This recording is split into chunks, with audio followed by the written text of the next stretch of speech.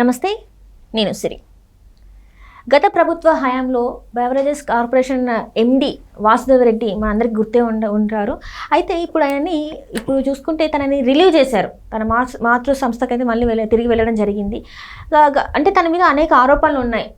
ఆ ఆరోపణలన్నీ ఉన్నా కూడా ఇప్పుడు ఏంటంటే తనని రిలీవ్ చేయడం అనేది ఒకంత ఆసక్తి రేపిస్తుంది. ఇంకొకటి ఏంటంటే తను వెళ్తూ మరి తన ఏవైతే కొన్ని పేర్లు చెప్పారని చెప్పేసి కూడా కొన్ని వార్తలు అయితే వినిపిస్తున్నాయి. ఇంతకీ ఎవరి పేర్లు చెప్పే అవకాశం ఉంది, ఏం వివరణ ఇచ్చారు అనేది కూడా ఇప్పుడు చర్చనీయాంశమైంది. సో దీనికి సంబంధించి మరిన్ని విషయాలు మనకు తెలియజేయడానికి మనతో పాటు ఉన్నారు ప్రముఖ సీనియర్ జర్నలిస్ట్ టీవీఎస్ గారు.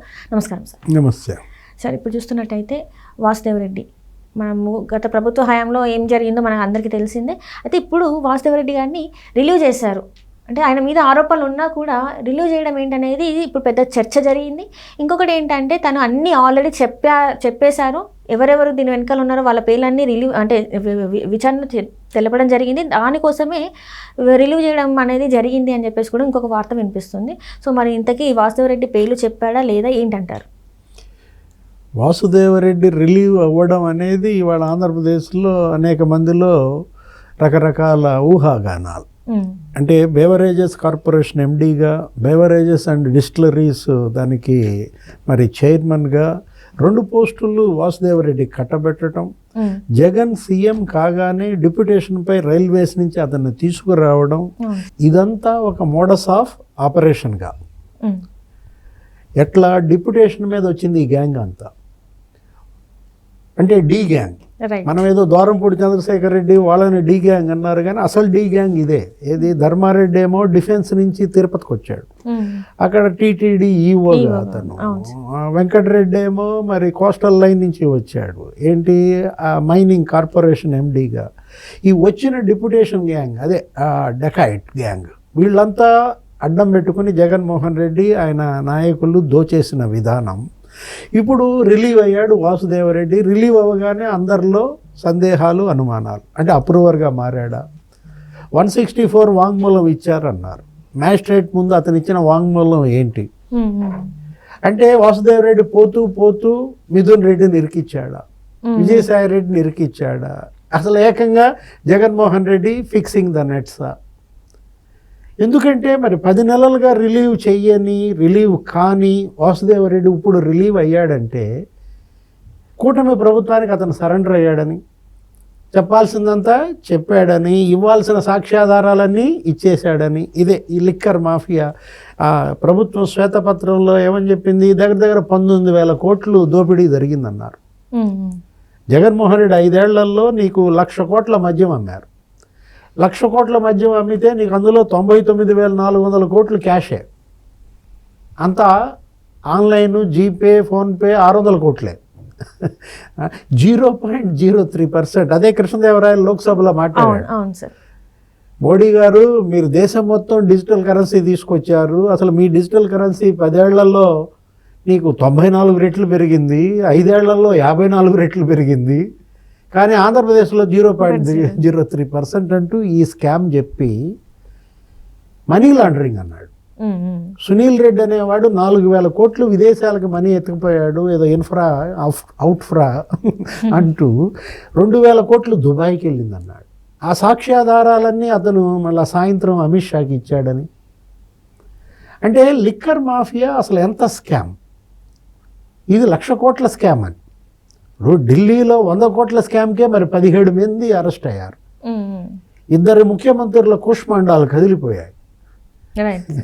ఇది ఢిల్లీ ముఖ్యమంత్రి కేజ్రీవాల్ తిహార్ జైలు, తెలంగాణ ముఖ్యమంత్రి కూతురు కవిత తిహార్ జైలు, ఉప ముఖ్యమంత్రి ఢిల్లీ సిసోడియా జైలు. అంటే మంత్రులు, ఎంపీ కొడుకు, పారిశ్రామికవేత్త శరత్ చంద్రారెడ్డి, అరవింద్, ఒక ఆడిటరు, అసలు ఇంతమంది జైలుకి 100 కోట్లలో ఢిల్లీ స్కామ్లో వెళ్తే మరి 1,00,000 కోట్ల స్కామ్ ఇది 1000 రెట్లు పెద్దది దానికన్నా. ఇందులో ఎంతమంది జైలుకి వెళ్ళాలి?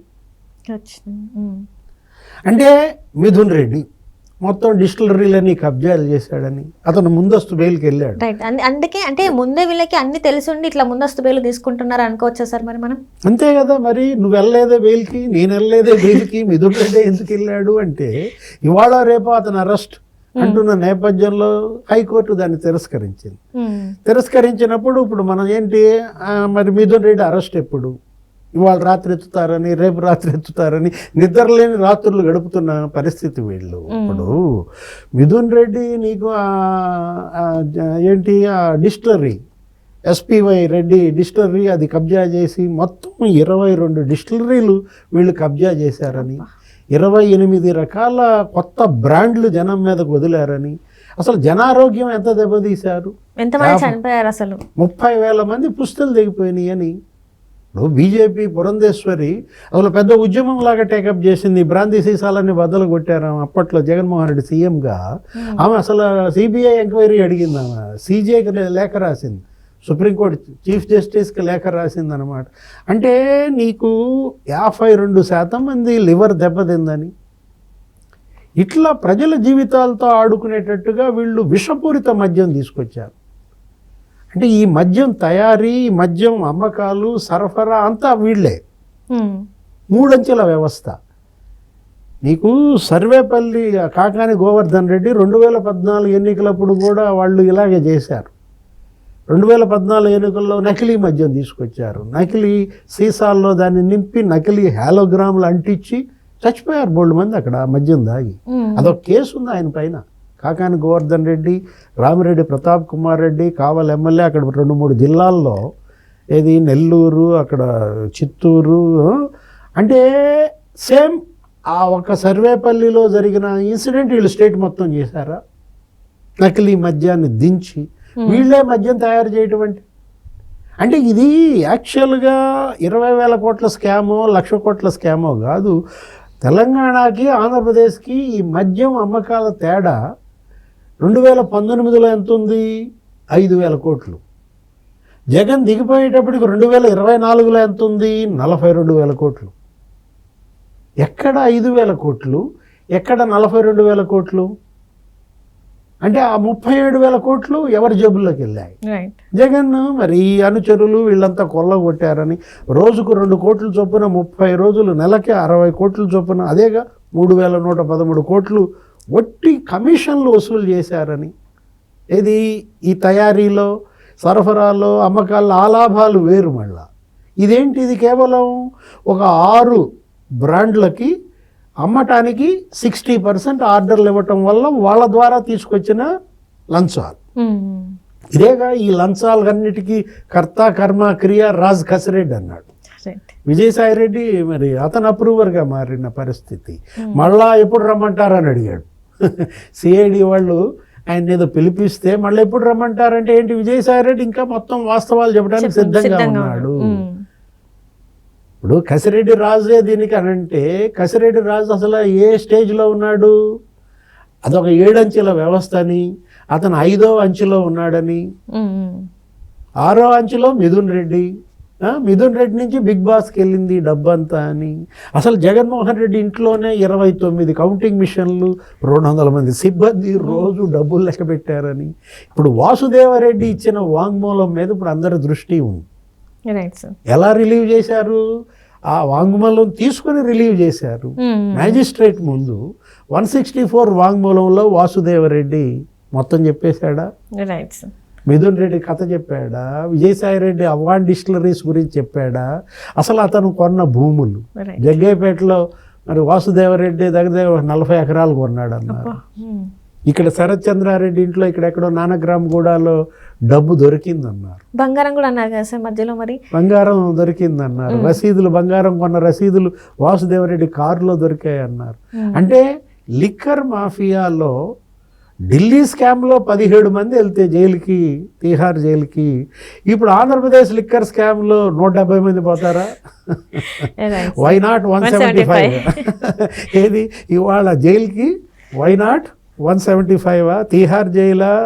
బుచ్చి చౌదరి గారు రాజమండ్రి జైలుకి వద్దంటున్నాడు. రాజమండ్రి జైలా, తీహార్ జైలా, చెంచల్గూడ జైలా? ఇవాళ ఏంటంటే ఇది దేశాన్ని సతమతం చేసే సమస్య. ఇది దేశ ఆరోగ్యానికి సంబంధించిన అంశం. ఇదేంటి, మనీ లాండరింగ్ ఉంది. ఏ దేశాలకి జగన్మోహన్ రెడ్డి ముఖ్యమంత్రిగా 5 ఏళ్లలో విదేశాలకు డబ్బు వెళ్ళింది, దానిపైన ఈడీ దృష్టి పెడితే ఎన్ఫోర్స్మెంట్ డైరెక్టరేట్, మరి జగన్ ఆస్తులన్నీ మళ్ళీ జప్తా. Right sir. సో వెయిట్ చూడాలి ఏం జరుగుతుంది అనేది. Right sir. Right. Thank you so much sir.